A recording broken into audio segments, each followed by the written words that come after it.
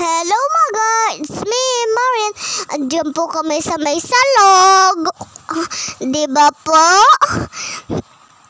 Kaganda po dyan sa may ilog. Tawag po dyan sa log, ilog. Ano tawag sa inyo yan? Comment nyo po sa ibaba kung ano pong tawag sa inyo ng ganyan. Kasi kami po sa may probinsya, salog po ang tawag namin. Pero dito po sa may sa may Tagalog,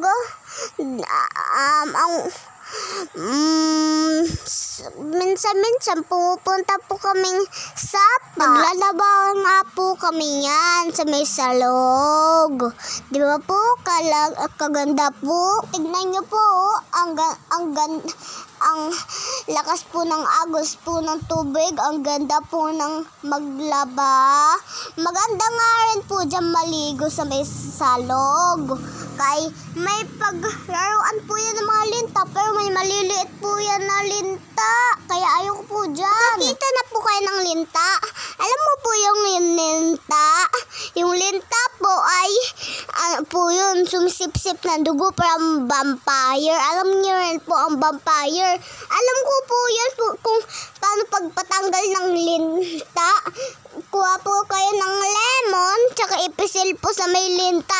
Tsaka yun na po, mamamatay na po siya, maaasiman. Sino po na nakapitan ng linta sa may paa? Yung isang kasama nga po namin po na ng linta. Po siya dito ng linta na abutan dito sa paa. Buti ang nakita po nila. Kung hindi po nila nakita, didikit po yung nagdidikit. Wala pa man po lemon. Kung wala po kayong lemon, kalamansi na lang po. Pwede rin po yun ang kalamansi. Pagka wala pong kalamansi, suka na lang po. Isaw-saw po, tsaka saway po kainin. Kinilaw po ang tawag doon. Pwede rin po lutuin kung gusto nyo po. Napanood ko po kasi yun. Kinakain po nila ang linta.